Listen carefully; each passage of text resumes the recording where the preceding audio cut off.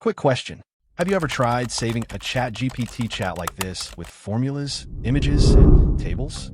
This extension lets you export your ChatGPT conversation in one click: Notion, Google Docs, Microsoft Word, or PDF. First, export the entire conversation to PDF. And look, everything stays beautiful. The math, the images, the tables, clean and ready to share. But what if you only want to export a few messages? Just click the check mark.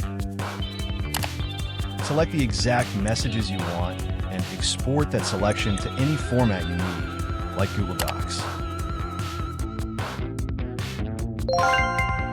Boom! Now it's in Google Docs, perfectly formatted and easy to edit. And here's my favorite part. You can customize the output. Click the gear, go to Advanced. I'll switch to Helvetica. Change the color to teal. And bump the size up to 16. Now export to Word. And there it is, styled exactly how I want, ready to send.